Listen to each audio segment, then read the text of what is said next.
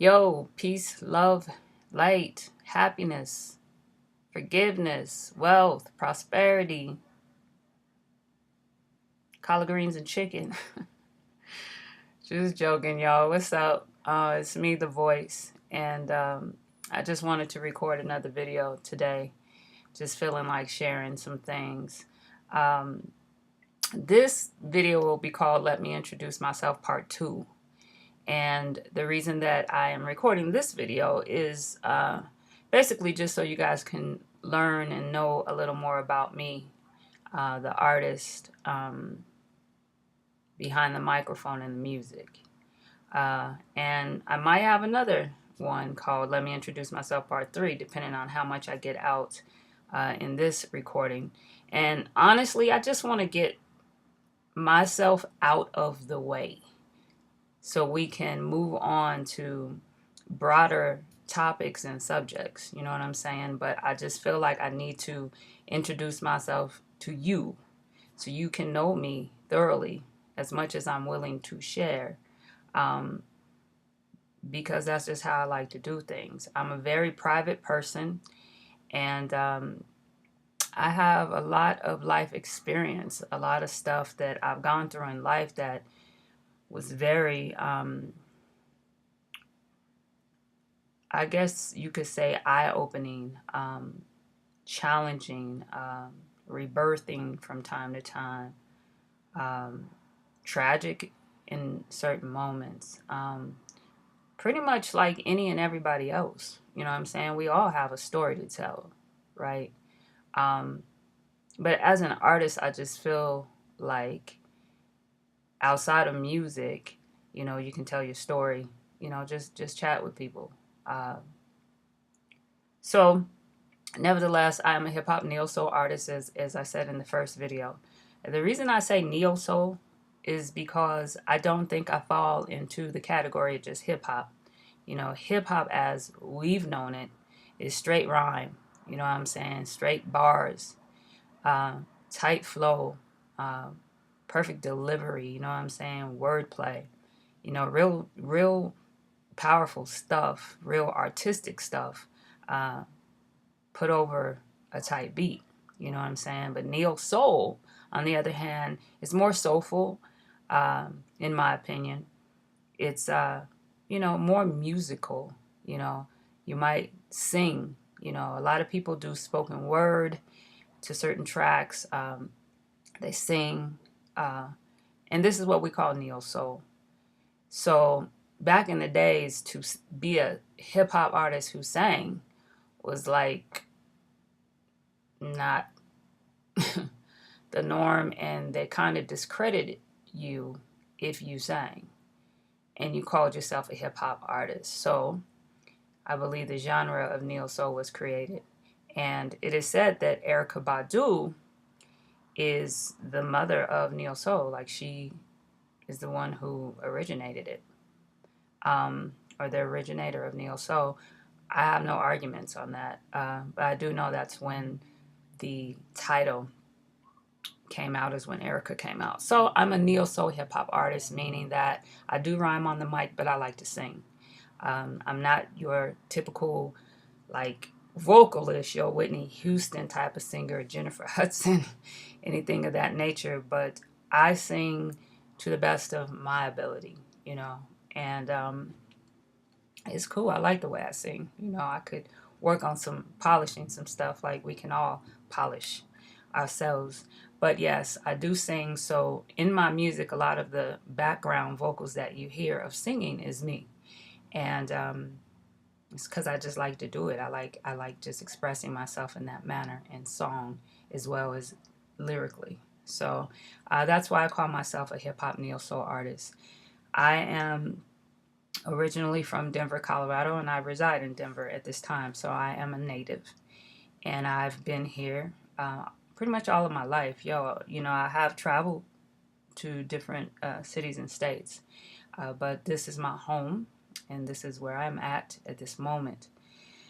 As far as hip hop is concerned, I started rhyming just out of nowhere in I want to say 83.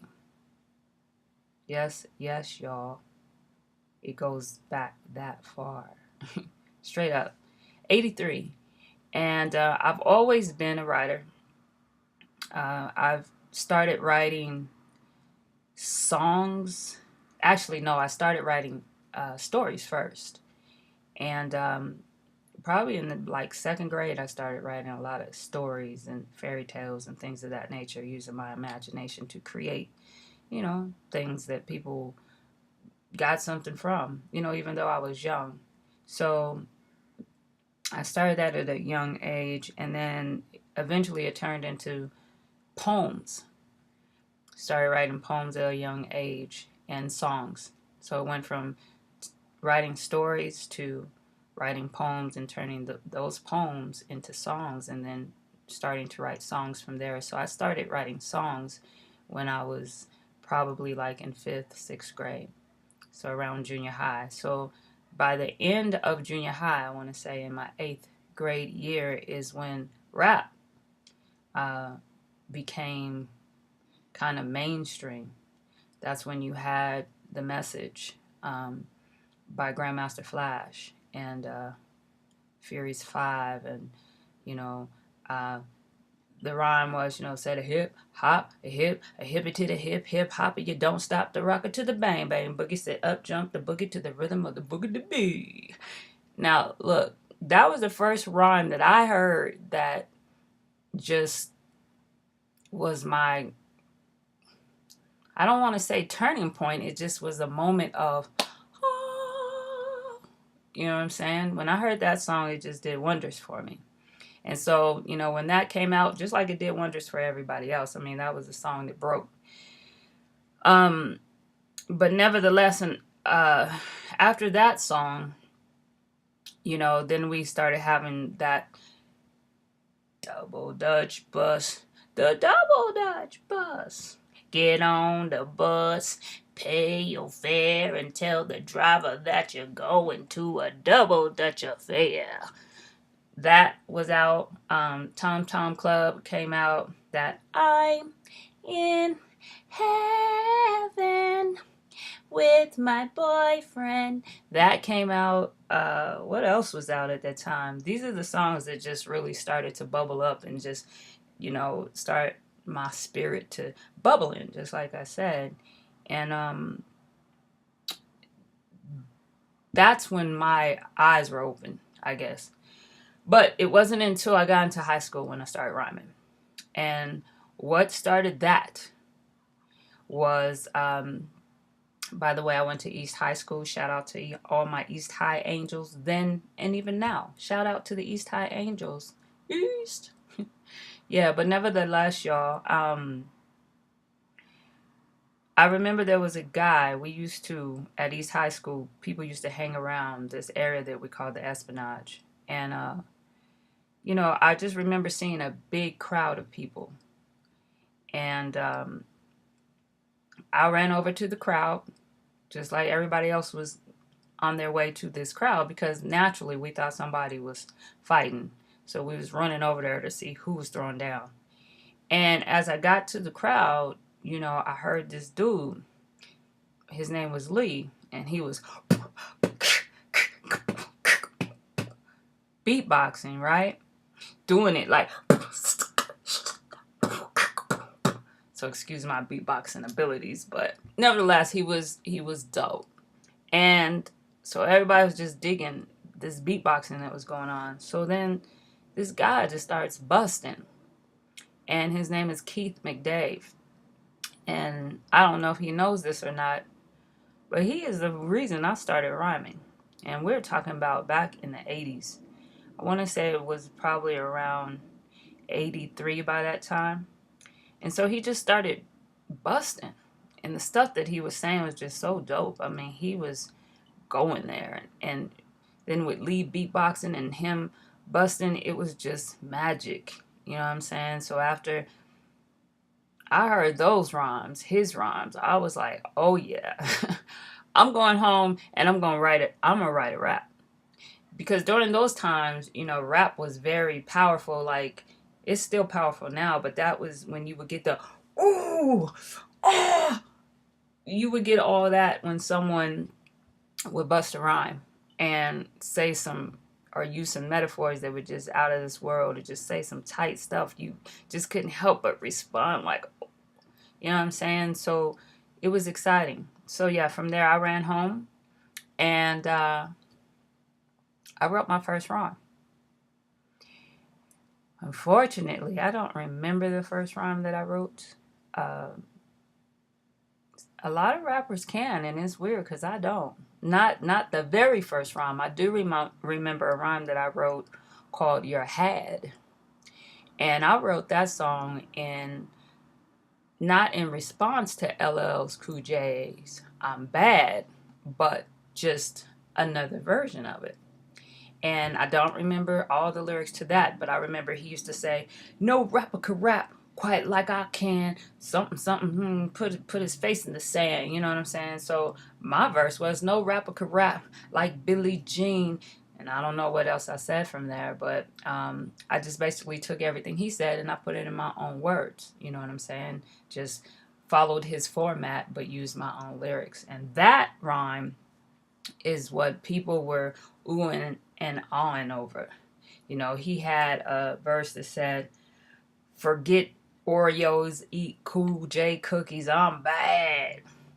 And I had, "Forget Oreos, eat Billie Jean snacks at your head." And so my stuff, you know, is corny now, but it wasn't corny back then. But my stuff was more like your head. I was talking to any other MCs out there. I was letting them know your time is up. It's my time. You know what I'm saying? So, anyways, that's when I started rhyming, and I became a battle rapper first because at that time, that's what rhyming was about in the streets.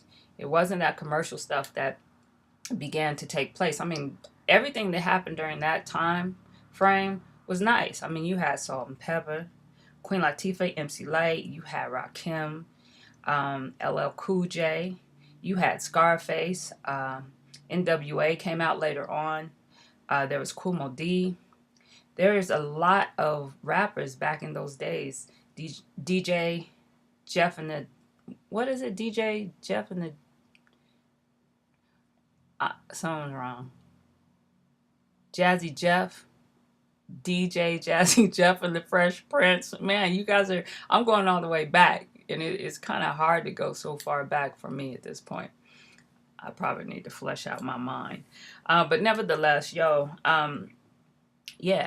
there was a lot of hip hop artists out there. That's just to name a few. And they were the ones that were getting the airplay, Run DMC. So that was the stuff that was on the air, and we were hyped to that. But in the streets, we were battling. We didn't have rhymes just for you to dance to and listen to. Like, we were going at it one on one, head on head. It's like you had to claim your territory and your turf. And that's what we were doing at the time. So I started doing that in high school. And then from there, you know, I was very popular in Denver. At the time, I was going by the name of Billie Jean. So some of you in Denver, that's who you know me as. You probably don't have a clue that I'm TheVoice now. But Billie Jean is the name that I carried. And I got the name Billie Jean from a friend of mine because I also used to be a break dancer and a Michael Jackson impersonator. So I would join talent shows doing Michael, and I would actually win a few of these talent shows. And so I had a friend that bought me a shirt that said Billie Jean on the back of it. So anytime, and to mention, I was a Michael Jackson fan like no other. I mean, all you saw on my walls in my bedroom was Michael. Michael Jackson, and Prince, Sheila E., and Vanity 6. These are the people that you would see on my wall, but especially Michael Jackson. Vanity 6 came a little bit later, but yeah, Michael was all over the place. You couldn't even see the color of the walls because I had that many posters on the walls, on the ceilings, like my room was full. So Billie Jean, I was a big Michael Jackson fan. I didn't think I was Michael, I just loved Michael. So I had a friend who bought me a shirt that said Billie Jean on the back of it. And anytime I would be walking down the school, walking down the hallways in schools, you know, you would hear people say, Billie Jean, or that's the girl that does Billie Jean, because that's the impersonation I would do most of the time was Michael's Billie Jean. And so I would just keep hearing Billie Jean, Billie Jean. And there are times people would literally yell out, Billie Jean. And I would respond because I knew that they were talking about me. So I would just respond. And then that became my name. That's how I got that name and carried it. I carried that name until 2003. And in 2003, I changed my name to TheVoice. And the reason I changed my name to TheVoice is because during those times they used to call me the voice of rap. And I eventually just took on The Voice. And then also it has a more deeper meaning to me than just that. It's more of a spiritual thing now. It's more of a awakening to self and the voice within that's seldom heard because we're so afraid to speak what we really feel. And so I am one of those people who have only spoken truth in my songs, but in life I'm more of a observer, and I kind of just watch, and I'm a little more silent. I'm very verbal, much more verbal than I used to be years ago. But that's where the name The Voice originated from, to learn how to seek self within, listen to the voice within yourself. And to me, that's God's voice. Okay, so I'm not saying that I'm God, so don't go there with it. I do have God within me, though. I'm a small G, but nevertheless, that's where the name The Voice came from. So back to those days, that's when I started rhyming with battling. I got involved in a lot of talent shows, a lot of street battles. After I graduated out of high school, I had a cousin who was a promoter, shout out Michael Mengia. And he had me go out to Vegas to, he wanted to help develop me as, you know, a hip hop artist. But at the time he was promoting, so I was kind of more observing everything that was going on in, you know, in the field. So I got to meet people that were on the radio. So we're talking about LL Cool J. I met Will Smith at the time. The Fresh Prince was his name. Met Run DMC, met Salt and Pepper. I met JJ Fad, Public Enemy at the time. So he was promoting. I was kind of just there to see how things went down. From there, I got a little bored, and I met my baby daddy. So I had a baby, and I had to come back to Denver during pregnancy because I was so sick, and I just needed to be around family and my mom and love. And I was young, you know, I was 18 when I got pregnant. And so I moved back to Denver and began to raise my daughter. And that changed my whole life. You know, having a child will change your life for real. And it's all beautiful.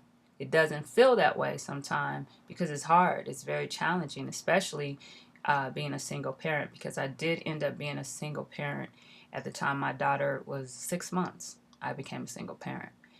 And so it was challenging raising her and trying to pursue music at the same time.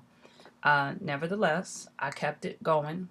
Um, I ran into a management team that wanted to help pursue my career as well. And at this time, when I started doing music, y'all, I wasn't doing it for stardom. I don't think it was all about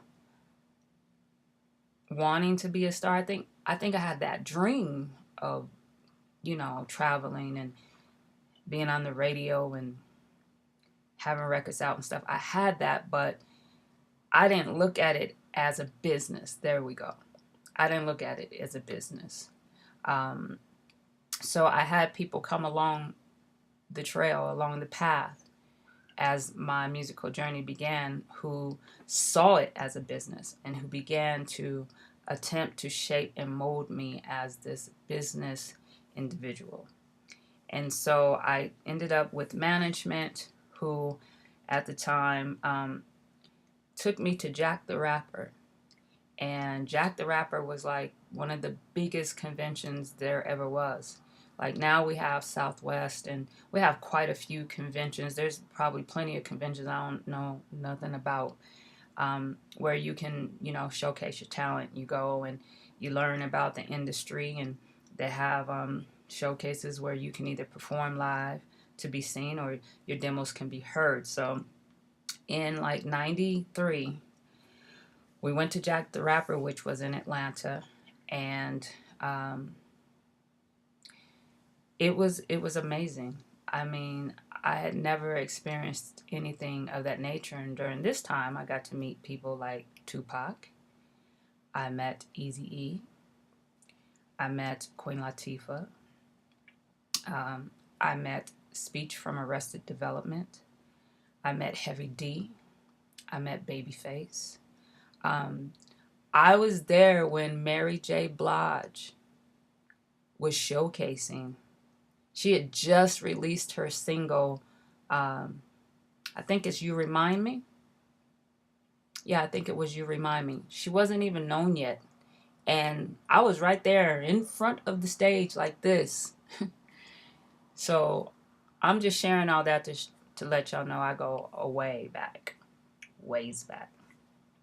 So nevertheless, we went to Jack the Rapper. We had put together a demo tape. At that time, it was called This Old Man. A lot of y'all, those who really follow my music, family and friends, people who know of Billie Jean, have that cassette tape as we speak. And that is the cassette tape that landed me a record deal. Yes, I did say record deal. Yes, y'all, I was offered a record deal. My music was heard in Atlanta, Jack the Rapper. And from there, I was asked to showcase in Chicago at the China Doll. And I didn't know at the time that management had set up the showcase with an A&R representative from Jive Records, also known as Zomba Recordings. They didn't tell me because they didn't want me to get nervous. So I performed at the showcase, and right after I got off stage, the guy came up to me and offered me a record deal on the spot. And can I say that was just so... Talk about explosion. I can't tell y'all what that felt like, right? So we get this record deal and we travel back to Denver. And you know what? I'm probably missing a whole lot of a lot. That's why I said there would probably be a part 3. But nevertheless, we get to Denver, and at the time I had a contract with management. I had a management team. It wasn't just one individual. It was 3. And they had also hired a entertainment lawyer without my knowledge, because they're managers. They kind of do, certain things, and then they let me know, when the time is appropriate. But nevertheless, the lawyer ended up contacting me. Now, this was a entertainment lawyer. And by the way, as all of this was going down, the Westward was involved in writing stories on me, Rocky Mountain News and Denver Post. So the city knew what was going on in my journey. We didn't have the internet at the time, so it's kind of hard to pull that stuff up unless you go to the library and pull out the archives. Now, you can always do that. But here in the city, I was really, doing my thing, and happy to do it. So we came back, the lawyer contacted me, and he told me that the record label was having issues clearing the sample that we used. And by the way, I want to give a shout out to Ricky Springs, who DJ Slick Rick here in Denver, who produced the music that I had on the demo. He's a dope producer here in Denver. So shout out to Ricky. But nevertheless, there was a sample that was in the song that we used by Red Fox. And, In the song he's saying, I love women, I really do, because the song was called This Old Man. So I'm talking about this old man trying to holler at a young girl at the time. So we had his voice in the music, and it was dope. But the label was having problems getting the sample cleared because at the time, Red Fox, I think he was still alive. He all of his personal belongings were confiscated by the IRS because he owed them, and so they took everything that he owned. So we were not including his person. So we weren't able to get his voice cleared because they owned it and they weren't clearing anything. And because of that, I lost the record deal. Straight up. Gone. Just pulled from under me. Just like, okay, can't get it cleared. Deuces. So what we tried to do to maintain that record deal, and this was in the middle of negotiation, y'all. I still have the paperwork till this day. I should go and pull it out my closet for you. It's about this thick. It's thicker than the Bible. I'm trying to find something around here to show you how thick this contract was. But it was so thick. And we were in the middle of negotiating. I'm going through highlighting stuff I don't understand and calling the lawyer. And, we going through this and they call and give us that news. And so what we try to do is save it by recreating the song. And I had another MC kind of just bounce off of what Red Fox was saying, but, in his own words. And shout out to that MC as well, Evil J. But Evil J is from a group that I was in when I was in high school that we had called Cycle 3. I was in three groups, actually. I was in a group from the very beginning when I started rhyming called Coach Hill and the Most. It was me and Dana Lewis. Shout out Dana, Precious D. And my gosh,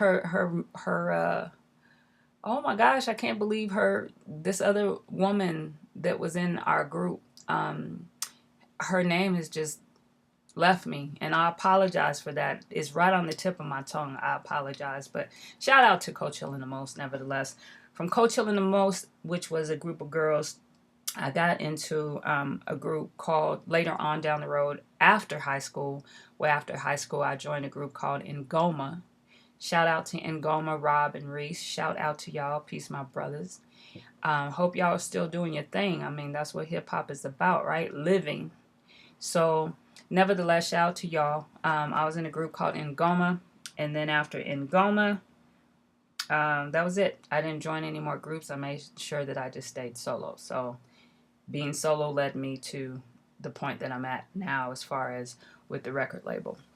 So, back to what I'm saying about the record label, we tried to, redo the song. The label wasn't having it. They liked the song This Old Man the way that it was originally created, and that record deal was gone. Just out the door. So with that said, what did a sister do from there? Now, mind you, in the midst of this, I still have my daughter. By this time, my daughter was probably about 3 years old, and I was about 23. So, that within itself was, I can't even tell you at the moment what I felt, because to be honest with you, I didn't feel anything. I think I went into shock. I didn't get angry. I didn't get sad. I didn't get disappointed. I didn't do anything. I kind of believe I was in shock. And let me tell y'all, I was in shock. Now listen to me when I tell you this for real. For 10 years. Hear me when I say that. And the reason I know I was in shock for 10 years is because during the next 10 years of my life, from that point on, I went through so much in my life. A lot of, like depression, and without knowing. where it was stemming from. I didn't even know. I'm such a soldier. I felt like, when the label was, they, snatched the offer from me, I just felt like I just brushed myself off, like, okay, whatever. I kept moving, but I didn't deal with the emotion. I had no emotion at the time, and it took 10 years as it manifested. And as it began to manifest, I went through so much in my life, so many different uh, things that I got involved with in life, just because I think I was lost. And I still had music, but it wasn't the same. Sometimes I would get angry and I didn't want to write anymore. Like, for what? You know what I'm saying? And then sometimes it felt like I just wanted to pursue other things. That's why, for those of you who are on my Facebook, if you see comments by someone who says, "Oh, you're still doing it, you still representing you," yes, y'all, because I've been doing this for a long time. I'm not new to this. This is not like a hobby for me. This is not like, "Oh, I want to be a superstar. Oh, rap is what's in. I want to be what's in." It's none of that. It's the air that I breathe. This is what I truly do. This is my way of life. This is how I live. And when I'm not doing it, I'm not living. Right? So I think I'm going to leave that there. And we'll pick up for Let Me Introduce Myself, part 3 soon. All right? One love.